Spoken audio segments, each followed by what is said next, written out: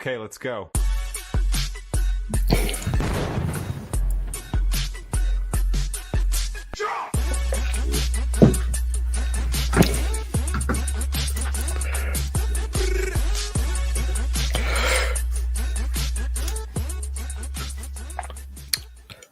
Good morning. How are we doing?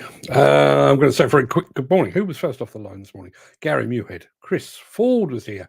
Or he's still here as far as I can tell. Mick Saunders is here. Mark Whiting is here as well. Good morning, gents. Hope you're all fit and well. Yeah, good morning. How the devil are you doing this Friday? Hope you're all well. Hope you all had a terrific weekend. I most certainly did. I had all four of my children together under one roof here on Saturday. And then yesterday, my entire family went for dinner to celebrate my mother-in-law's 80th birthday, 80 years old. Good food, great company. We even had a bit of a sing-along, which is not really my style at all. Good morning to Kerry Jones down in West Wales. Good morning to Steve Williamson, who is up in Scottish Scotland, if you know what I mean. Mark, you anything relation to Gary? Not sure what that means. Not sure what that means, but Mick, explain yourself. Yes, do need to tell you, my latest weekly column dropped first thing this morning. And if you would like to read that, you can do so using the link that I've just posted in the chat. It's called Preserving Carbon versus Preserving Lives. And it's basically weighing up the industry's eagerness to earn some more sustainability brownie points against the need to safeguard the safety of those working within the sector. That sounds like something you might enjoy or could get behind. You can read it using the link that is now in the chat. Or you can just go over to Demolition Insider, search for Google. You'll find it. Now, without further ado, I'm going to roll the intro, post the question of the day, and get this show on the road, but not before I have said a very quick and a very hearty good morning to Jim Turner, who has just joined us. Good morning, good morning, good morning. Here we go. Let me see. I need a button, and I need this one.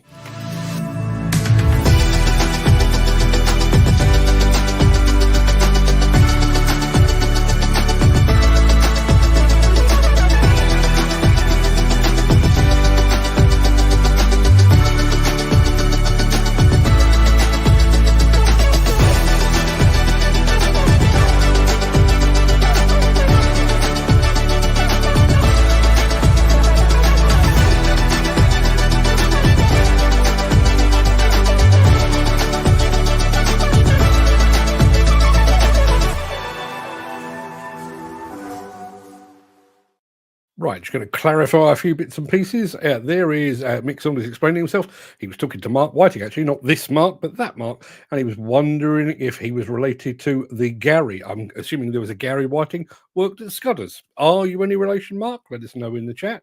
And Mick also says very kindly, good article, Mark, worth a read. Thank you very much indeed, sir. You are most kind. It is, what is it? It is Monday, the 19th of February. Welcome to the Breakfast Show. I am your host, Mark Anthony. In today's show, the JCB 25Z-1. New mini excavator, but is it hot or is it not? Caterpillar ultra-high demolition excavator goes up against the clock. We've got a glimpse of the latest rotating telehandler from Manitou. We're meeting the man responsible for the return of Intermat Plus. We are entering the realm of Trackzilla. We are. But before we get to all of that, there is the small matter of today's mystery machine to decipher.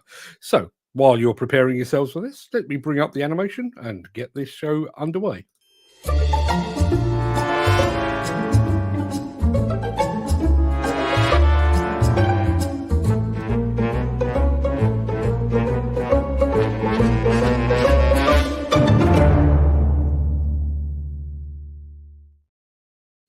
I'm going to tell you right now, today's one might well be a tough one. Deliberately, you've all been too good at getting the ones that we've had before. So this is the machine that you need to identify between now and the end of the show. I'm going to leave it on the screen for a little while Chris Ford rotates his phone, puts on his glasses, has a damn good squint, and figures out what that is. Not going to give you any clues. I don't think you need any clues. Not that they would help anyway, but that's what you've got to work with. If anyone can identify it from that, I shall purchase a new hat and dine upon it. If anybody's got any suggestions on that, I'd love to hear from you. Now, I do need to remind you of our question of the day, although I'm not entirely sure I have actually posted the question of the day already. So I'm going to do that now, and I'm also going to remind you of it right this second.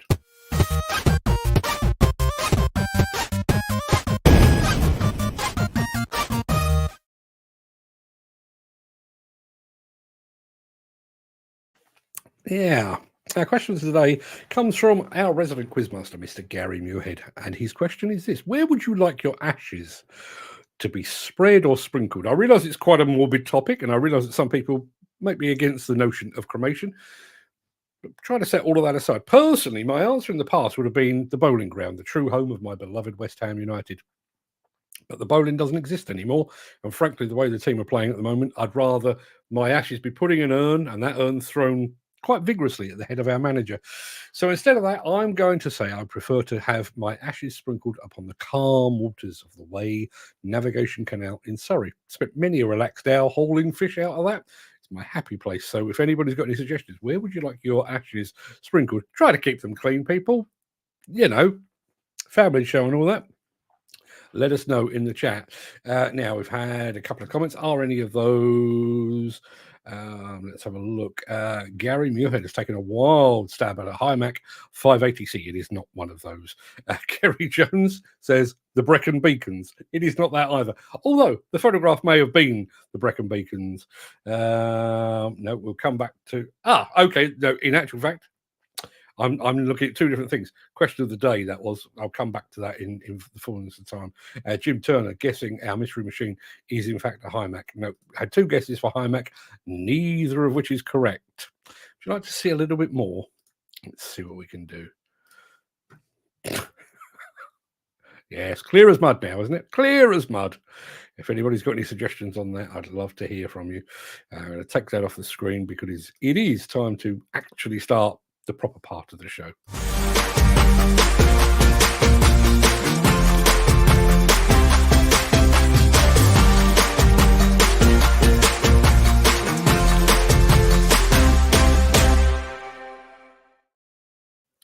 So last week was a bit of a JCB double. First, I went to JCB to check out all their latest kit, and then almost all of you agreed that the latest iteration of the JCB teleskid was suitably hot to go forward to our hottest products of the year grand final, which will be taking place sometime in December. Well, it's now time to decide whether they will be joined by the latest mini excavator from the JCB stable. So please take a look at this film and then vote in the chat. Is the JCB 25Z-1 hot or is it not? Bear with me, I have to dredge this one from my hard drive. It is here somewhere. Let's have a look.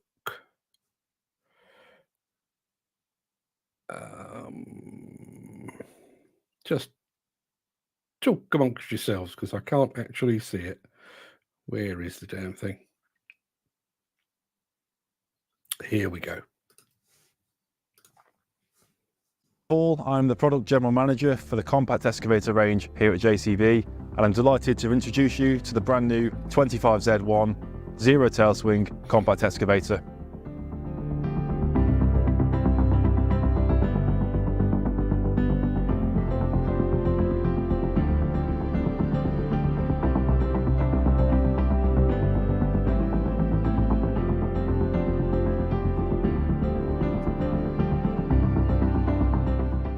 So this machine is fitted here with an 1100mm dipper. That's one of two options available here at JCB, with an 1100mm dipper and a 1300mm dipper for that longer reach application.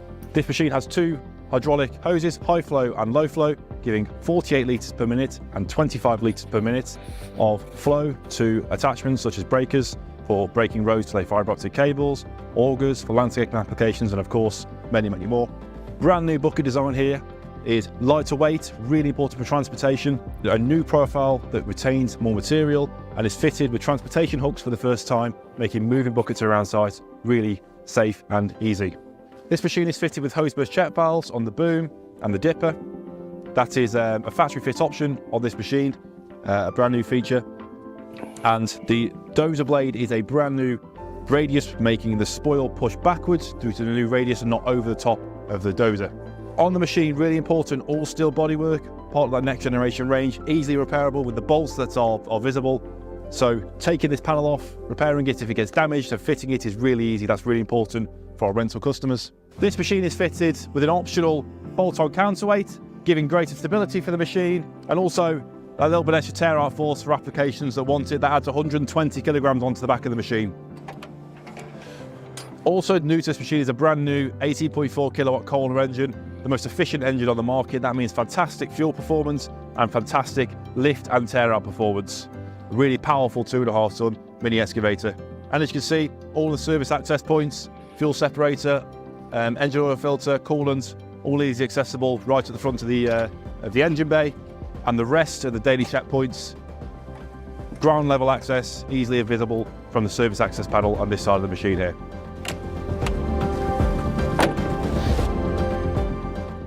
A brand new next generation cab gives plenty of space, and that's achieved by the brand new cab, meaning we can push the seat right the way back, giving plenty of leg room. And you'll see that there are no auxiliary pedals on the floor. That's because proportional controls are now standard on this machine, giving greater legroom and also, of course, fantastic controllability. And also on visibility, a new feature we've added to this machine is to stow the lower glass within the upper and above the operator's head, making visibility out of this machine fantastic in front and rear, and of course, all the way around the machine. So, what are we saying, people? Hot or is it not? I'd like to hear from you in the chat, if you would be so kind. I have heard from our friends over in the US of A, Joe Brown Construction Company, LLC, who say, that's nice. I'm also going to say good morning to Natalie Huxtable, who is watching over on Instagram as well, along with a whole host of other people as well. What are we saying? Are we of the belief that that is hot, or is it not? Gary Muirhead is the first to say hot, but he does also say a lot of options that should be standard. It's a good point. It's a very good point. Is anybody else finding my screen a little bit dark today? Don't know why that is. Just looks a little bit dark on my screen, bizarrely. Kerry Jones balancing out our friend Gary by saying JCB Mini, not stone cold, he says. Jim Turner says, tepid, nothing new really. Doesn't look like that one's going ahead to the final, but if you would like to change your mind on that. Mystery Machine. Let's take Jim off the screen for it quickly. That is the Mystery Machine that you are working with. And I'm going to give you a little slice more. Does that help you at all? Probably not. I'm going to keep it on the screen for just a little bit while you try to figure that out. If anybody's got any clues, I'd love to hear from you. Now, I have a question. Georgina, where are we? What are we doing? Hi, I'm Georgina Williams, aka JCB Digger Girl, and you're watching The Breakfast Show. Yes, you're right. Let's crack on. If you are enjoying this episode, please consider supporting the show. You can leave us a tip at buymeacoffee.com/demolition news. Gotta be honest, I'm kind of caught in two minds about the video I'm about to show you. The video in question shows the length of time it takes to switch the boom on a Caterpillar ultra-high demolition excavator. Now, I've personally witnessed a Komatsu machine doing this in about 70 seconds using their K100 quick change system.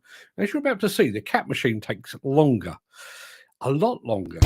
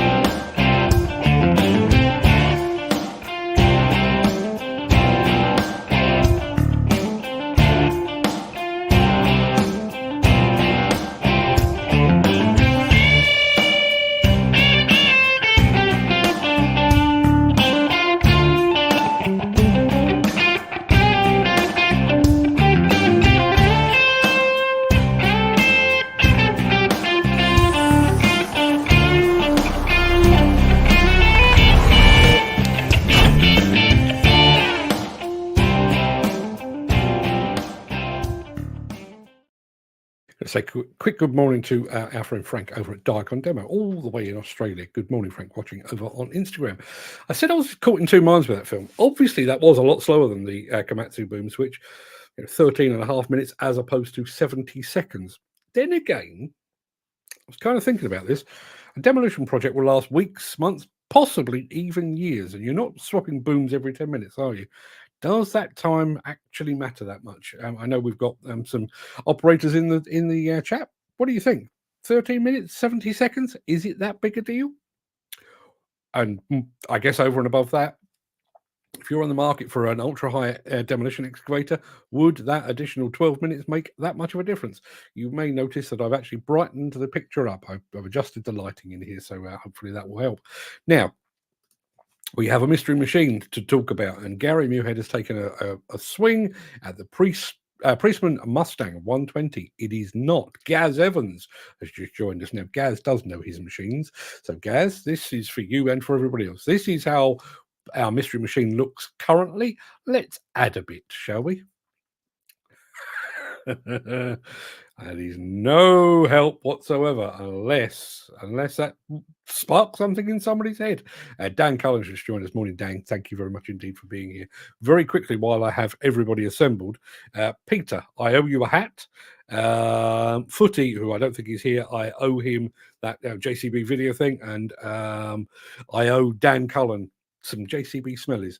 Didn't get to the post office this weekend, just up to my eyes in family type stuff, but I'm going to go there this afternoon. You have my word. So next couple of days you'll be receiving your goodies. Has anybody got any clues on what that might be? Let us have your thoughts in the chat. Let me take it away for the time being, because we do have something else to do, and it is one of these.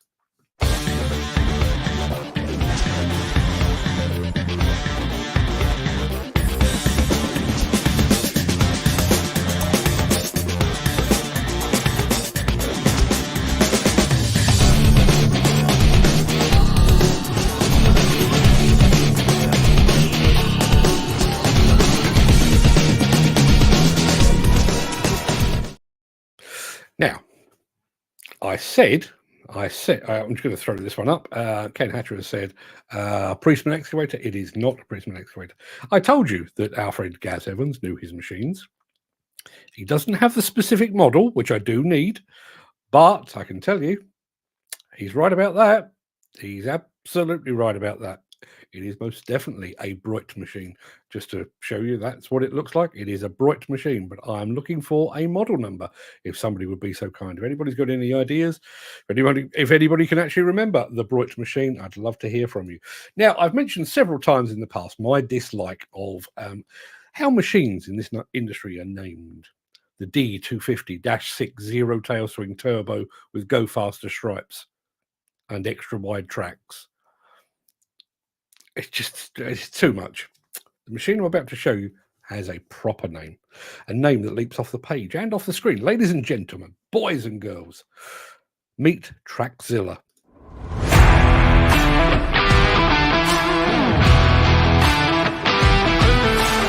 Why Trackzilla?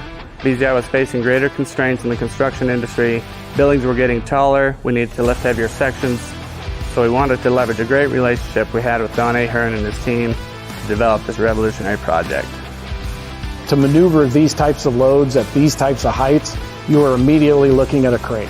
Then it becomes a lot of setup. Every time you have to move the crane, it slows the progress of production when building these large buildings.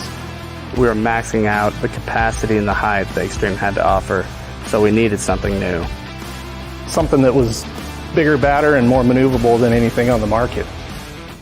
So Trackzilla essentially started with two things: a great relationship with Extreme and Don Ahern, and a drawing on a napkin.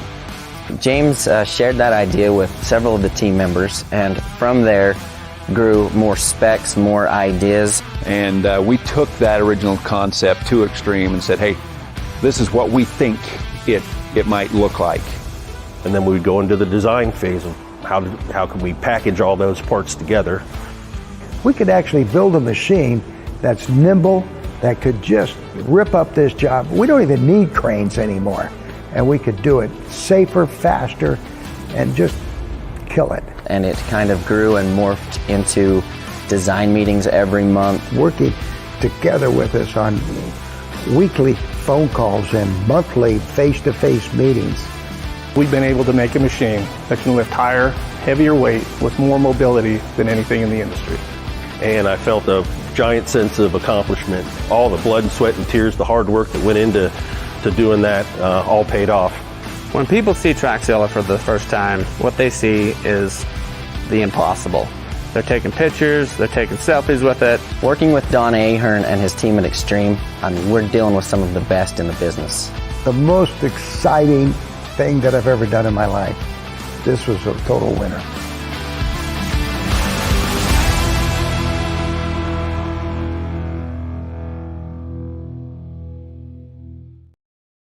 Now that is a proper machine, and that is a proper name, Trackzilla.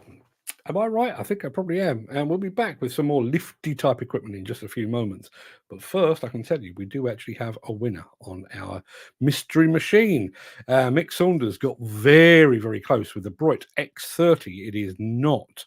And Chris Ford got equally close with the Broit X30T. It is not. But Gaz Evans has said the right answer. It is a Broit X20, and I can prove it to you because I can do this. There was a little bit more. That probably would have been the biggest clue for the Broit, that weird wheeled excavator thing. It was more like dragging itself around more than an actual wheeled excavator, if I remember rightly. There was a little bit more, and there it is in all its glory, the Broit X20. Yeah, Broit X20. Congratulations, Gaz. There is no prize for that, but you do, and you will forever have the admiration of your peers right here on the Breakfast Show. Well done, sir. Now, let me have a little smidgen of this because, as I said, we've got some more lifty equipment to show you. Since the finance bill came into effect in April, the construction industry has seen a surge of fuel thefts. The rising cost of living has placed an additional risk of theft by employees and contractors, as well as opportunistic thieves. By using diesel dye and placing warnings of its use, you are sending a clear message that this is your fuel.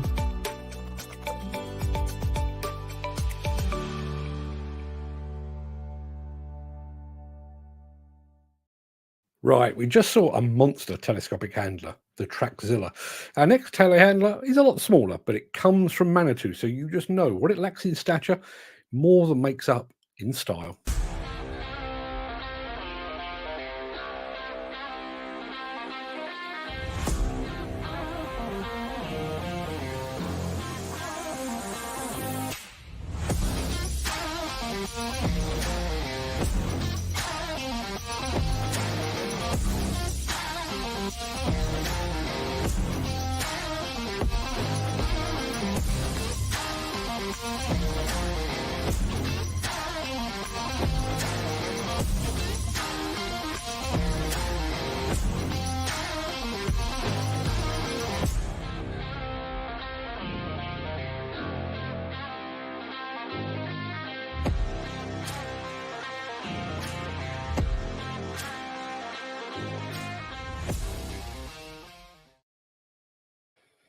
Very smart machine, I think you'll agree. Possibly worthy of our hot or not slot.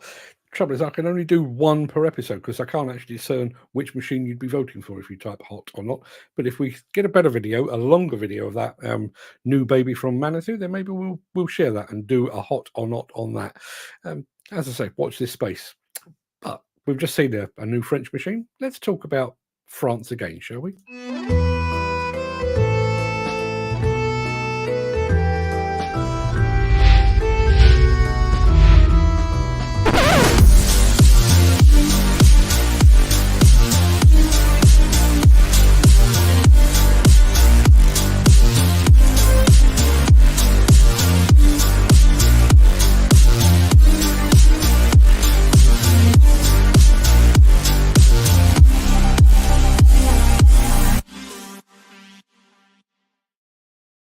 I'm just going to throw over to the chat. Ken Hatcher says the Bright X20 wasn't what he thought it was. What did you think it was, Ken? Let us know.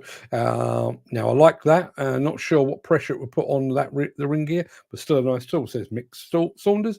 Jim Turner says, brilliant machine. Why every housing site doesn't have one, I'll never know. Save a fortune in crane fees. I agree with that entirely. Now, we're going to close out today, the main bit anyway, with a chat with a man charged with bringing back the Intermat exhibition after its enforced COVID-fueled 6-year absence. I can tell you this is actually just a snippet from a longer chat, which runs to about 15 minutes, I think. We'll be posting that as a standalone video podcast in the next day or two, but you can watch out for that. So in the meantime, let me bring this off my hard drive and I'll share it with you if you give me 2 seconds.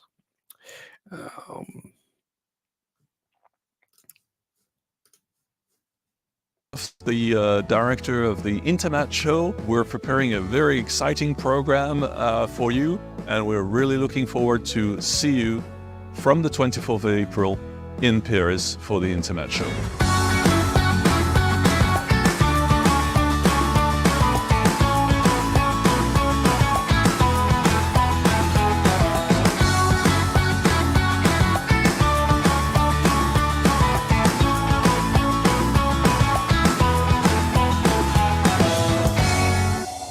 Big theme about the show is decarbonization. Lots of manufacturers will display solutions, digital solutions, new machinery, new energy to decarbonize.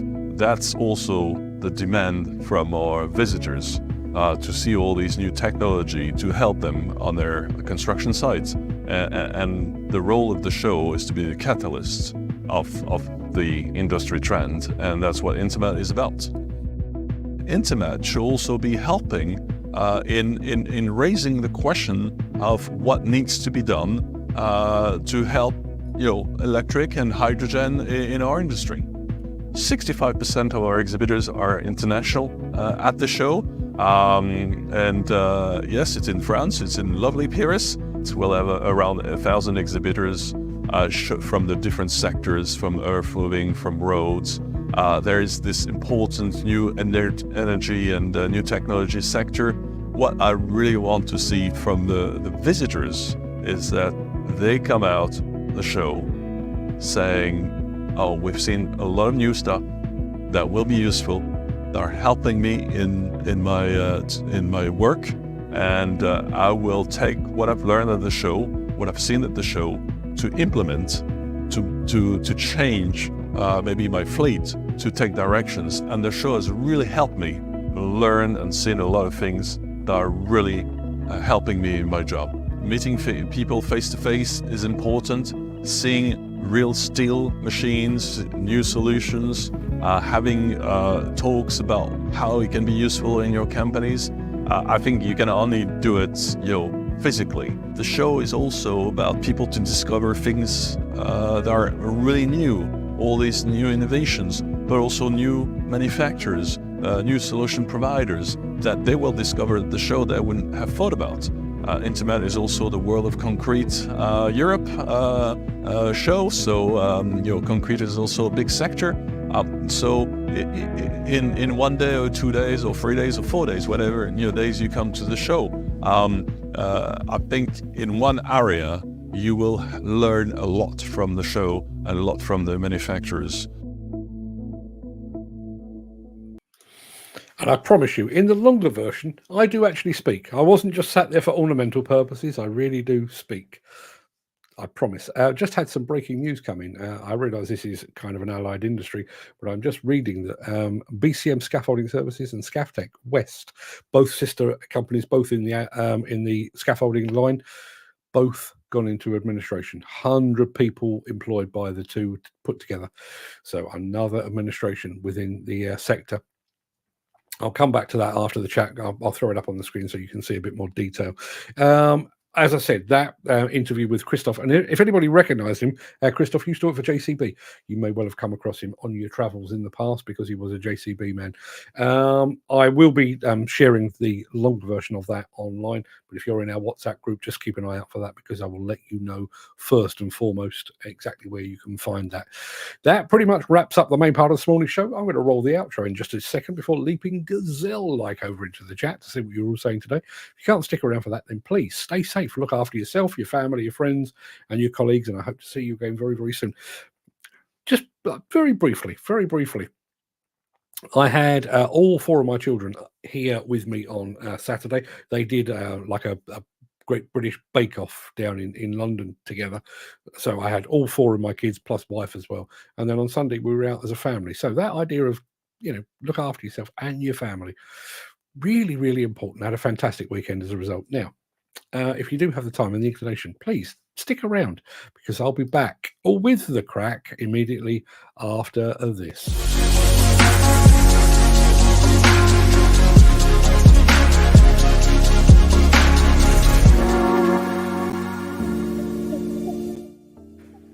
Good morning, good morning, good morning. Now, let me see if I can show you this here breaking news. I need to share my screen, don't I? It is that one there. How's that looking? Kind of need to be on the screen myself. Yeah, sister scaffold firms file administration notices, and I can tell you just very quickly, I know that's very small to read, two scaffolding specialists owned by the same firm have filed notices of intention to appoint an administrator. South London-based BCM Scaffolding Services and Bristol-based Scaftech West lodged the court notices last week. Both firms are part of the Safe Rise Scaffolding Group, which is set up in 2018 as an umbrella brand to acquire high-performing scaffolding companies across the UK. So there you are, another administration within our sector. Not a good way to start the week at all. We just had a comment in. I tell you what, let me switch out the glasses because I'm now doing this bit of the show. Saw a post on my LinkedIn. Anyone know anything about NPAWS and this ticket lark for supervisors, managers? If anybody can help on that, I'd love to hear from you. That is from our friend Mick Saunders, but I'm going to go back to the beginning of the chat to see what we've got in terms of answers to the question of the day very shortly. Let's have a look. Gary Muirhead is here. Good morning, Mark. Good morning, everybody. Good morning, Gary. Thank you for the question of the day, which we'll come to in just a second, and a very, very happy Monday. And a happy Monday also to Chris Ford. Good Monday morning to everyone, he says. Yourself included, Chris. Mick Saunders is here. Mark Whiting is here. Kerry Jones is here. Did we get to the bottom of whether Mark Whiting was related to Gary Whiting? Did we get to the bottom of that? Don't believe we did. Steve Williamson is here. If you're not already following Steve, and good Lord, why the hell aren't you? Man alive, that bloke can take a photograph. Really can. Go and follow him on all the platforms as far as I can tell.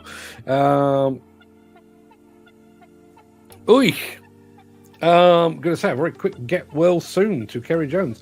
Not well, in hospital, ruptured my quadricep. Where is your quadricep?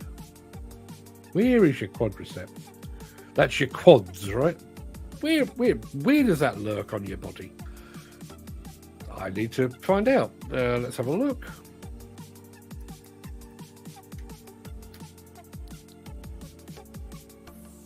It's your thighs, basically. How on earth did you do that? How did you do that? But either way, Kerry, get well soon. Put your feet up. Pour yourself a cup of tea. Sit back. Enjoy the Breakfast Show. We're dedicating this one to your quadricep. Jim Turner is here as well. Morning, Jim. Hopefully not afflicted with any major injuries today. Mick Saunders, there we are. This is wondering if Mark Whiting was related to, presumably Gary Whiting, who worked at Scudders. And Mick very kindly saying, good article, Mark, worth the read. Yeah, it's had quite a bit of feedback, actually. And a bit of, wouldn't say backlash, but a few people questioning my motives and the good sense of my article. That's what it's there for. Spark debate. That's what we do. Now, Gary did apologise when he sent me through this suggested question of the day. He did say it was a bit serious and a bit morbid, but, you know, we're all going to pop our clogs at some point. Some rather sooner than others, I fear. So, assuming you are going to be cremated, where would you like your ashes to be sprinkled? It's an interesting one because and we still haven't done it. It's more than a year since my father passed, and my parents' wishes were that they would both be cremated, their ashes combined and sprinkled together at an appropriate location. We've decided that the appropriate location, they used to go away once or twice a year to a place called Cliftonville, just up the road from Margate. They used to go away, you know, for a weekend, B&B, going out for dinner and all that kind of thing. Pretty much the entire time I was a kid. And so, yes, we're going to do that, but I've got to convince my sister to part with them first. But that is the plan. So, on that subject, where, assuming you end up as ashes, where would you like to be sprinkled? Like to hear from you. Steve, I think that was a guess on our mystery machine. It was not. It was, in fact, that. For those of you who don't remember, that is a Broit. I think it was Broit from Denmark or Norway. Can't actually remember, but that's what it turned out to be. And if I remember rightly, it didn't actually have power to the wheels. It kind of dragged itself along, if I remember. Certainly the early ones did. I don't know if they ever actually put power to the wheels, if anyone can remember that. Jim Turner guessed a Hymac. Based on the boom geometry, I can understand the guess. It was not that, though.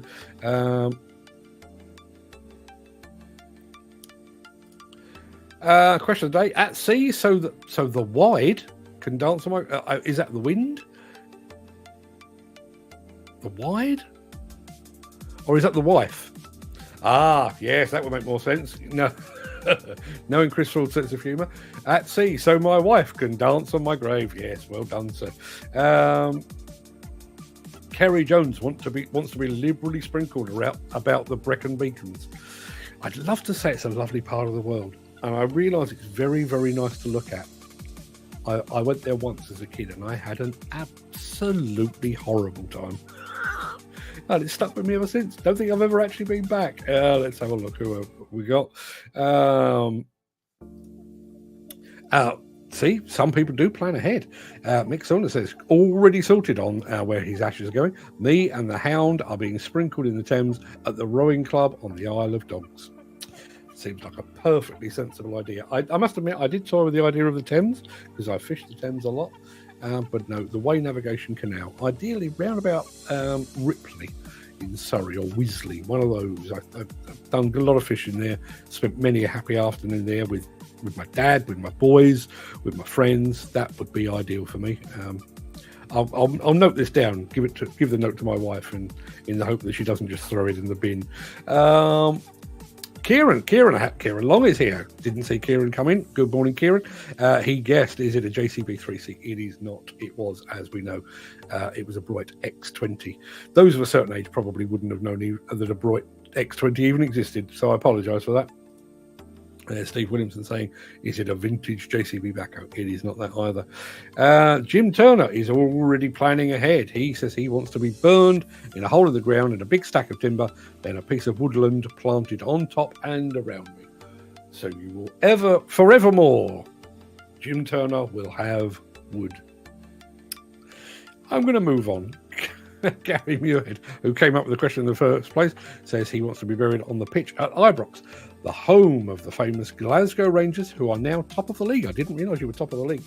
Have to say, I don't know if anybody else does this in footballing terms. There are certain, obviously I'm a West Ham fan. That is the most important. They are playing terribly at the moment. Lost again at this weekend. But obviously I follow West Ham. But there are other teams that I follow.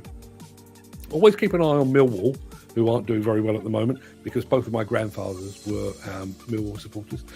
I always keep an eye on Real Madrid, because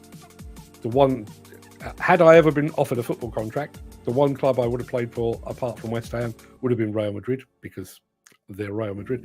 But the other one, I don't know what it is. I think it might be the green and white stripes. I don't like Celtic. I do like Rangers. If I had to pick a Scottish team, it would be Rangers. So, That's where Gary wants to end up. Steve Williamson says JCB 7 track machine was not at all. Gary Muirhead. Yeah, you do get the impression that some construction equipment manufacturers have very much followed the BMW route. Here's, you spent 50, 60, 80,000 quid on your car. Oh, you wanted a steering wheel as well, did you? Ah, yes, well, that'll be extra. Wing mirrors, ah, yes, those too are extra. And that does seem to be the way, which I think is another area where, I realise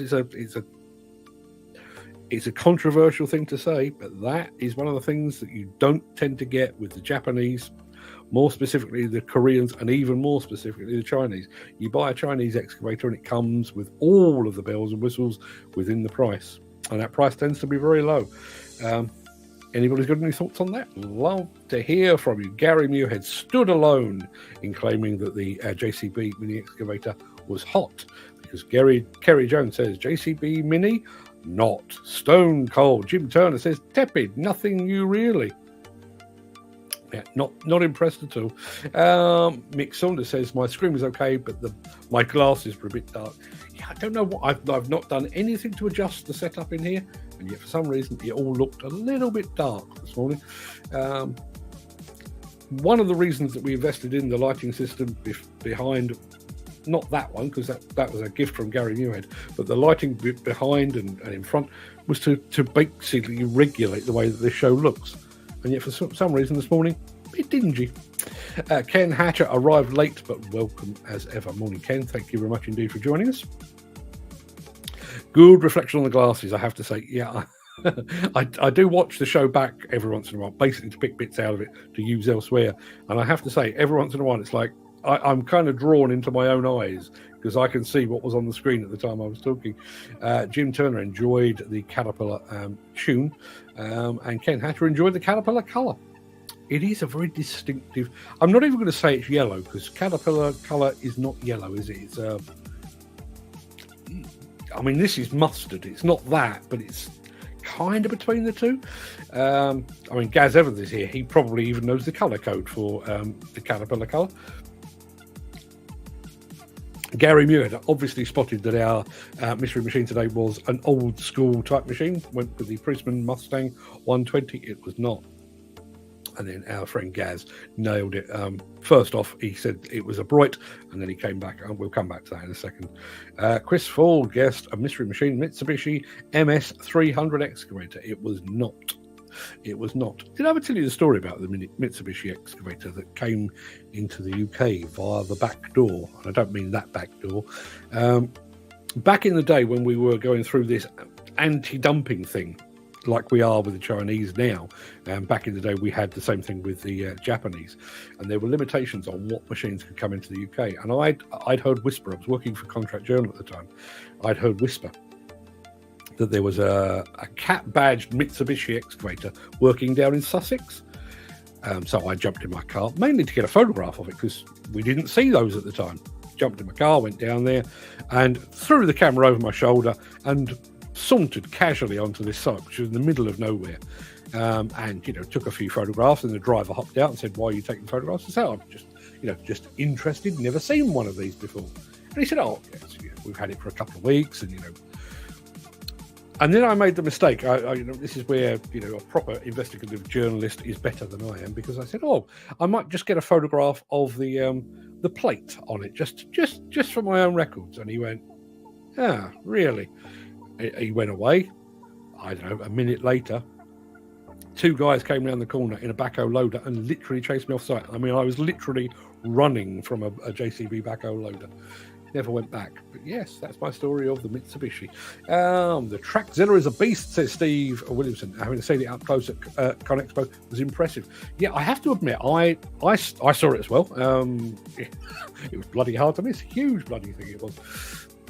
I kind of assumed that it was a prototype and not an actual living, breathing thing. There wasn't much in the way of information available when I saw it, and I kind of assumed that it wasn't it was a prototype, and maybe it would happen one day. And then just this weekend, I stumbled across the video that shows it is very much a living, breathing thing. So that's it, the Trackzilla, an absolute beast. Mick Saunders almost with the X30 from Broit. Gaz Evans with the right answer, the X20. Jim Turner thoroughly enjoying the Trackzilla. You would feel like the king of the site driving that thing, wouldn't you? The quad tracks kind of help, but I mean, it's an absolute beast of a machine, as Steve has actually said. Chris, very close again. The X30T, it was not that. I think this is reference to, it's either the Trackzilla or it was the Manitou. Brilliant machines. Why every housing site doesn't have one, I'll never know. Save a fortune in crane fees. That could well be the Trackzilla, actually. Now, Mick Saunders has asked a question. Saw a post on LinkedIn. Anyone know anything about NPAWS and this ticket lark for supervisors, managers? I don't know. I'll have a dig around, see what I can find. Chris Ford says you'll soon need a ticket to run your own business the way things are going. Yes, you may well do. One of the things, and that was one of the things that prompted my column for today. As it stands at the moment, if you're in the field of demolition, you have to jump through countless regulatory and education and competence hoops. You have to have an asbestos awareness training before you're allowed on site. Then you need your, whatever it is. Is it still a blue card? I don't know. I lose track. You need a blue card that says you've done some base understanding of what a construction or demolition site works like, and then you work your way up. As far as I can tell, those things do not exist in the refurb and retrofit business. I'm sure they will come, partly because they need to come to safeguard the workforce, but they will also come because somebody in that sector will look at what the NFDC have done with the National Demolition Training Group, rub their hands together, shout loudly, cash cow, and they will follow their lead. As it stands at the moment, we don't have the same thing. That was what prompted my article this morning. As it stands at the moment, if you're going to demolish a building, you need qualifications and competence cards up the wazoo, as the expression goes. If you're going to refurb it, you don't. That's my take on it. And does that mean we're putting people at risk? I believe we are. Kerry Jones confirming that your quads are actually on your thigh. I don't want an injury anywhere, but I certainly don't want one there. Dan Cullen says, I want to be buried, not spread around. Not like so much margarine. Mark Whiting, apparently he isn't related to Gary Whiting, as far as we know. Peter McKenna finally arrived. How do, folks, and how do to you, Peter, as well. And he's straight in with the question of the day answer. Question of the day, cremation, then ashes spread on Jeffrey Hill, wherever that is, where we scattered mum and dad. Fair dues, I say.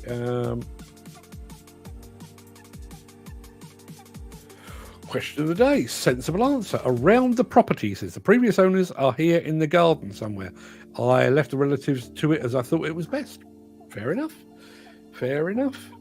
I know several of our old houses have the last remains of goldfish, gerbils, maybe a guinea pig, hamsters. No people, but we've killed off some wildlife in our time. Let's have a look. Chris Ford says, as regards the light, it's lighter on the phone than the computer, but that might be just a setting. Probably is.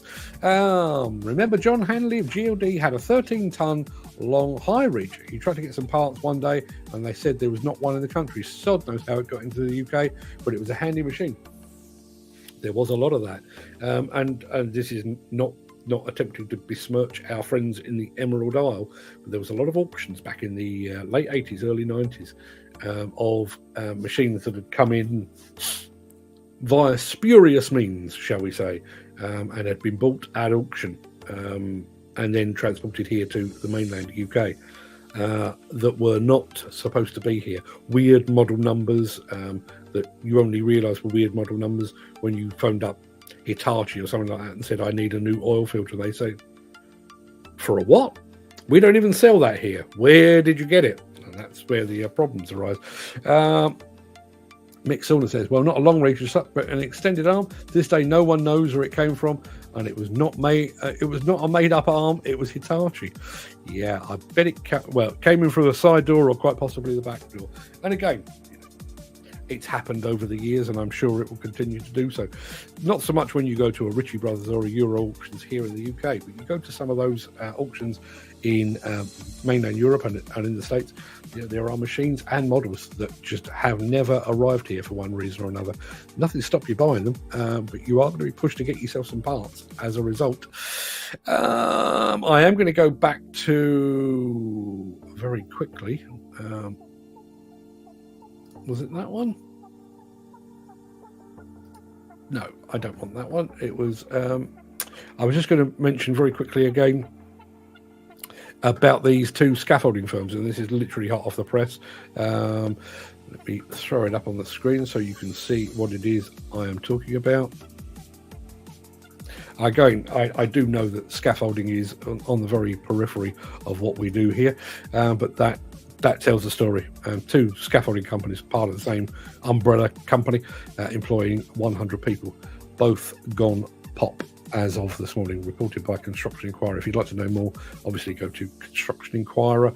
I think it's just constructioninquirer.com, and you'll be able to see that there. Two scaffolding specialists owned by the same firm filed for notices of intention to appoint an administrator, both part of Safe Rise Scaffolding, which went around acquiring what they describe as high-performing scaffolding companies. Apparently, is not so high-performing in the instances of those two, BCM Scaffolding and Bristol-based Scaftech West. Doesn't matter who they are or what they are. Don't want to see any businesses going out of business, if you see what I mean. So yeah, there we are. Everybody, I do need to tell you a few odds and sods. Let me take... I know you can't see what I'm doing, but I'm taking stuff out of the back end of this. Can I show you this? Yes, I want to remind you of that one. Take our friend Mick off the screen. That is Wednesday week. This Wednesday, we're going to be talking about who speaks for the construction worker. Do I have a slide for that? Yes, I do. Let's go. Let me take that one off. That is this Wednesday, 7 p.m. this Wednesday. Who speaks for construction workers? We've reported lots and lots about concerns over mental health, suicide, but more pressingly, the way that construction workers are treated, toxic work environment, bullying, drink, drugs, lack of job security, and all the things that go with it. Who speaks for those folks? That's going to be our discussion topic at 7 o'clock on Wednesday this week. That's with Andy Stevens, who has been here before. I'm sure you'll recognise him when he pitches up. And then the following Wednesday, we will be doing this one, which is NRMM, which is the non-road mobile machinery. It's currently out for consultation right now, but it is going to be the form of some form of legislation in the not too distant future. The actual consultation closes at the end of March, around about the 26th of March. I'm doing this off the top of my head, and there is still time for you to make your voice heard on that. So what I would suggest is that you tune in on the 28th, listen in to hear what Tim Burnhope of JCB has got to say, and then make up your own mind, and then possibly go and put your tick in the relevant boxes. I'm going to say very good morning to our friend Garrett over at Wolf Welder, Wolf Welder 69, who has just joined us. Good morning, Garrett. Thank you very much indeed for being here. And just to finish off, I've already said that is on Wednesday this week. That is on Wednesday next week. And then we're doing a special on Friday this week, which Mick Sutton says, looking forward to the evening shows. Not sure I'll enjoy the Didcot one every year. I feel more and more disgust for the HSE and the police inquiry. We're not doing an evening show, mainly because it falls on a Friday. We're going to dedicate Friday show this week entirely to discussion of the Didcot disaster and the fact that it has been 8 years in investigation. Between you, me, and the Gatepost, I have already seen a copy of the statement that the Thames Valley Police are planning to issue on Friday, or ahead of Friday this week, which, as far as I can tell, is verbatim what they said last year and verbatim what they said the year before, and probably 4 years before that. Our thoughts are with the family. The investigation remains ongoing. Blah de blah de blah. As far as I can tell, it hasn't moved forward at all. They're not going to mark the anniversary. Certainly, according to this statement, they're not going to mark the anniversary by saying, yes, we have concluded and we have decided we are going ahead with the prosecution, or we are not going ahead with the prosecution. There is none of that whatsoever. They are just going to update us, and that will be it. We just have to make our own mind up. So not a great step forward. All of that will be up for discussion on Friday. Friday show will be a somber affair. I'm sure it will, and rightly so. Four of our own sadly killed at the Didcot power station back on the 23rd of February 2016. The investigation has been running now for the sake of 5 days. It's been running for 8 years. No answers, no closure for the families, and I know that Natalie Huxtable, whose brother Chris was among those that were killed.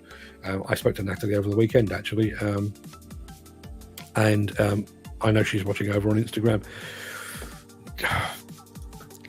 It's going to be a somber one. There's not going to be any video. There's not going to be any fancy nonsense and mystery machines and all that. It's too serious a matter. If you decide to skip, I wouldn't blame you at all. I wouldn't blame you one bit, but it needs to be said. And unfortunately, it is another of those many instances where those that you would expect to be talking about that are not. So it's down to us, basically. So yes, Friday this week, let me do them in the right order. Wednesday this week, Who Speaks for Construction Workers? Myself and Andy Stevens at 7 o'clock on Wednesday night. Friday, we're going to give over the entire Breakfast show to talk about all things Didcot related. And then on Wednesday next week, it'll be my enormous pleasure to welcome Mr. Tim Burnhope, one of the senior directors at JCB, to talk about all things non-road mobile machinery legislation and what have you.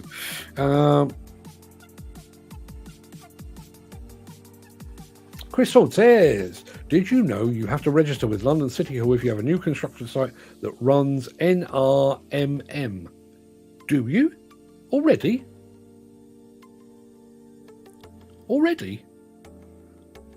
I didn't know that. My understanding, and again, this is one of the reasons I want to get Tim on, because he knows more about this stuff.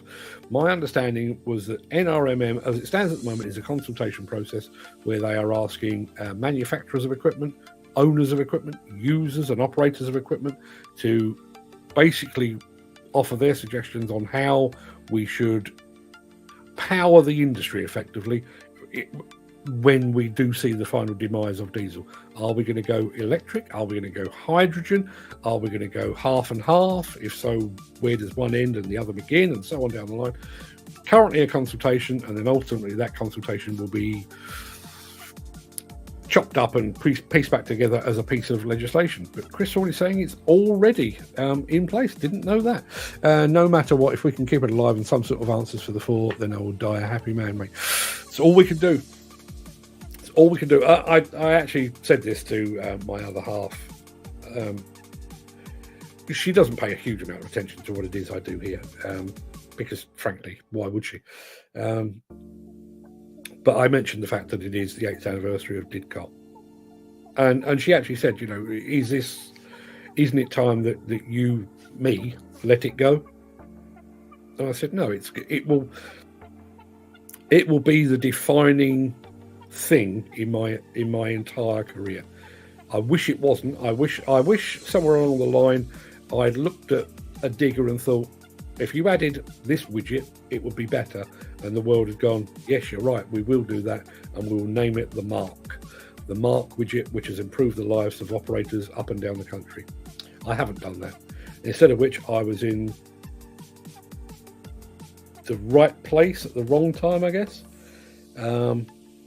I'd been to Didcot 2 or 3 times, and then I was asked to go up there again the day after the accident happened to speak to Sky News and a variety of other news outlets. So as a result of that, it has been the defining thing in my life for 8 years. And I'm okay with that. It's not like it's defined my life in the way it has Natalie Huxtable and her mother and her brother and Sadie Cresswell, and I just have to shout about it on a fairly regular basis. Not a big deal as far as I'm concerned. I'm quite good at shouting about stuff.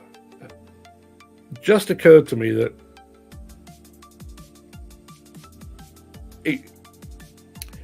on Friday, it's not really my place to talk about the subject. I didn't lose a family member. I've been to the place. My path may well have crossed with one or more of the 4 guys that were so tragically killed, but I have no dog in that fight, as it were. I didn't lose a loved one. I could walk away from this industry tomorrow and not look back at Didcot at all. And then it occurred to me that really and truly, not only should I not be talking about it, nobody else should. This should be all buttoned up by now. The families should have been long ago been allowed to have this to themselves. The police have done their work and maybe prosecuted people. Health and safety executive will produce their report and maybe get involved in the prosecution, but then let the families get on with achieving some degree of closure, and basically deal with their own grief themselves. Instead of which, because of the inaction of Thames Valley Police and the Health and Safety Executive, here I am, and here we are, 8 years on, still talking about it. I'm going to say good morning to Talib 1093 over on Instagram, who says, "Hello, sir." Nobody calls me sir. I'm shocked that in this day and age, why the hell they can't reach a verdict, even if it's just a preliminary verdict. Yeah, absolutely. I mean, if they had just come back and said, okay, well, this is what we believe has happened. We're now going to consult with the families, conclude our findings and everything else, and then at some point in time, issue their pronouncements and do some sort of prosecution. But no, nothing at all. Yeah. Do you know, I'm glad you raised that, Gary. It's bearing in mind my job is to take words and kind of arrange them in a pretty artistic format, and to make what I believe to be clever connections and stuff. And then I can't even remember if it was last time we were talking about Didcot or the time before. Obviously, Didcot now has been turned into, I think there's houses built on it and everything else. And I know one of the members of the families said, as far as we're concerned, Didcot is a graveyard. And it had never occurred to me before. Obviously, they were not, the men weren't buried there. They were temporarily for 7 months until their bodies were recovered. They weren't buried there. They were obviously recovered and taken back to their hometowns and stuff. But it is a graveyard. And I could never have come up with words as hard-hitting and as stark as that. Chris Ford says the objective of NRMM is to progressively reduce pollutants from engines and to phase out equipment with the most polluting engines. This is a European directive that already exists, the bell tolls and stuff. Are we actually listening to European directives these days? I guess we kind of are. What I found interesting with this one, there's a guy in France who does kind of the same thing that I do. He doesn't do live streaming, but he's been writing about plant probably as long as I have. Known him for years, seen him literally around the world at various events. A guy called Jean-Noel Onfield. Can't remember the name of his publication. But when we were up at JCB, we were talking about NRMM and the consultation. We actually are, what's the score over in France? And in actual fact, France are probably a bit of a step ahead of us. So whether that's because they are in Europe and they are maybe closer to the source, maybe that's the thing that's driving it. Solution 360 LLC just joined us over on Instagram. Good morning to you, gentlemen or ladies, or combination thereof. Back to the question, what costs of life? That is precisely one of the points in the article that I've written for today. I understand the desire to be as sustainable as we can and as clean as we can. Sergei over on Instagram says, speak Russian. Sergei, if I could speak Russian, I promise I would. As you can tell, I barely speak English. That was one of the drivers behind my article for today. Is we've put in place all of these checks and balances to try to ensure the safety of demolition workers. If you take demolition workers out of the equation and put in their place refurbishment people, a lot of whom are pretty new to the business, are you going to cause an issue? Are we going to have more accidents? Are we going to have more fatalities? That is my fear. Mick Saunders says, have a good day, gents. Stay safe. Need to kick the Hoover and dog up the arse, but not sure in which order. Kick the Hoover first, and hopefully you'll be satisfied and the dog will escape unharmed. Peter McKenna says, right, guys and gals, off to work. Off to work we go. Speak to you all later on WhatsApp. Yes, let's do that. That's an hour and 8 minutes of your life you're never going to get back, so I will be seeing you tomorrow. Just the one show tomorrow.